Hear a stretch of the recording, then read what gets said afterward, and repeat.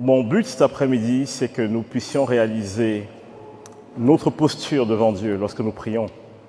Luc, tout à l'heure, a parlé justement de comment s'approcher de Dieu et des différents moyens, ou alors Jésus qui est le chemin, et ensuite la manière dont nous marchons dans ce chemin pour nous approcher de Dieu. Et hier aussi, on a eu une ouverture avec Hélène qui nous parlait de cette femme, voilà, cette façon de s'approcher du Seigneur, d'avoir cette liberté de dire « Seigneur, je viens, je suis humble devant toi, je viens avec ma réalité, je m'attends à toi, j'ai une espérance quand je m'approche de toi. »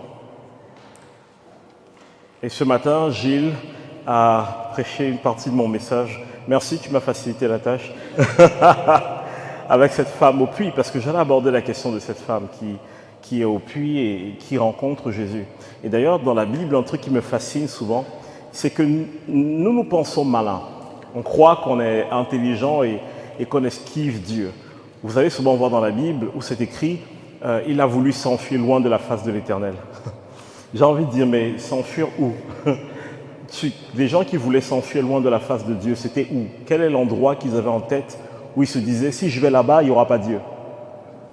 Je me dis, mais comment leur est venue l'idée? Vous voyez, c'est comme quand un enfant apprend à peine à marcher et quand vous voulez lui parler, il s'enfuit. Mais vous lui dites, mais jeune homme, je fais 3 pas, je te rattrape. Tu ne sais pas courir et tu es convaincu que tu peux aller loin de ma face.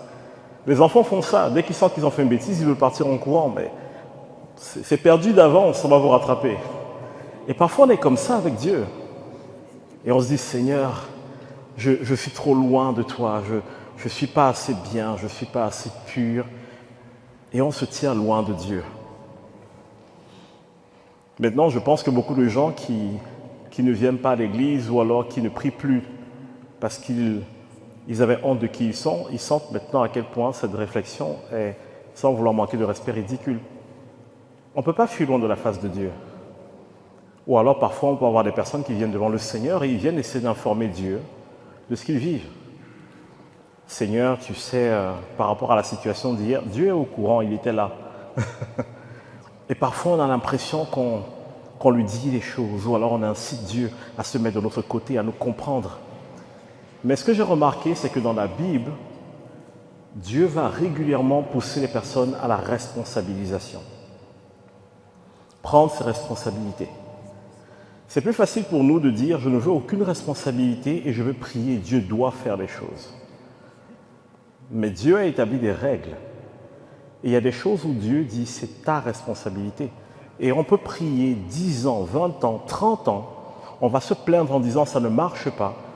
Mais parce que la règle qui régit cela ne dépend pas de Dieu mais de toi.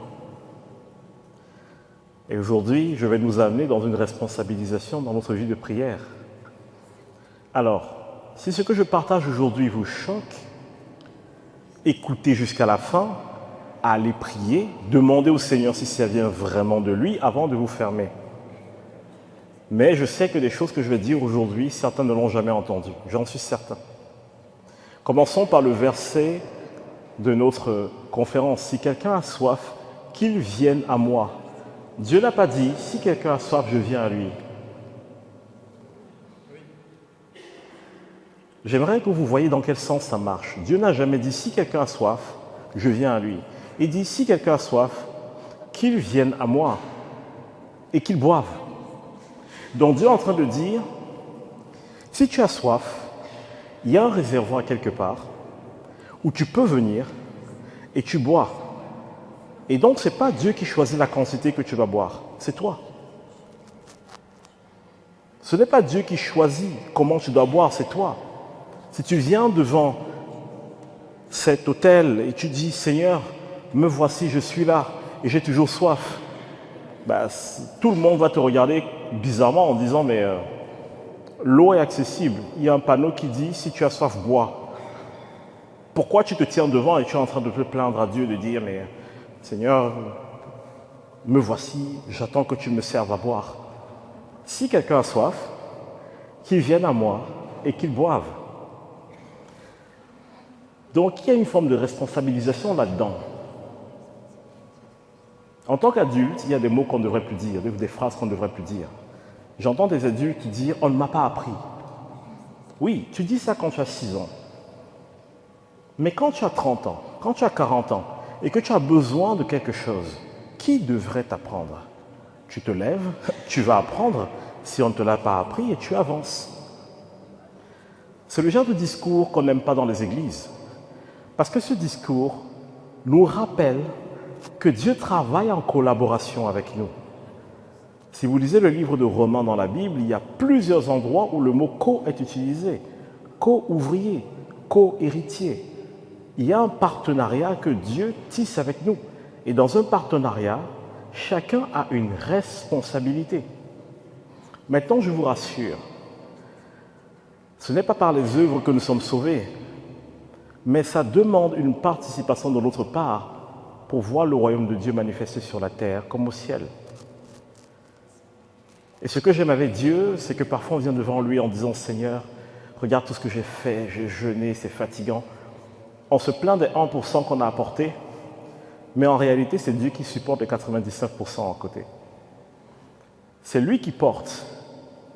Et vous savez ce que j'aime avec Dieu, c'est que quand ce passage nous dit « Si quelqu'un a soif », d'où vient la soif? D'où vient la soif? Pourquoi vous avez soif et les gens là-dehors n'ont pas soif? Est-ce que vous êtes meilleur? Est-ce que vous êtes mieux? D'où vient la soif? Au final, la soif, c'est quelque chose que Dieu crée en vous. J'aime comment Dieu fait les choses. Dieu crée une soif en nous et maintenant, il regarde ce qu'on en fait de cette soif. Sachant que si quelqu'un vient et boit, Dieu va garantir et il va s'assurer que cette personne ait toujours envie de boire. Et il va s'assurer que ce qu'elle boive produise quelque chose en elle pour qu'elle-même devienne une source autour d'elle. Ce que Dieu nous demande, dans tout l'exercice mystique de la foi chrétienne, c'est de venir et de boire. La vie d'un chrétien se résume à ça. Donc si je ne viens pas et que je ne bois pas, et que je me plains, les choses ne changeront pas. Les choses n'avanceront pas. Donc,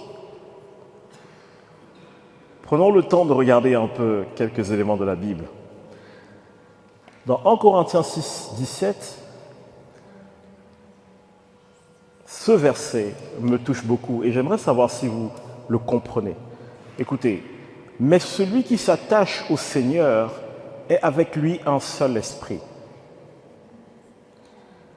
Celui qui s'attache au Seigneur est avec lui combien d'esprits? Un seul. Est-ce que je blasphème si je vous dis que quiconque ici en Jésus-Christ, entre son esprit et l'esprit de Dieu, on ne voit plus la différence? C'est compliqué, hein? Je sais que logiquement ça passe, mais se le représenter c'est terrible. Attends Steve, qu'est-ce que tu es en train de me dire? Celui qui s'attache au Seigneur est avec lui un seul esprit.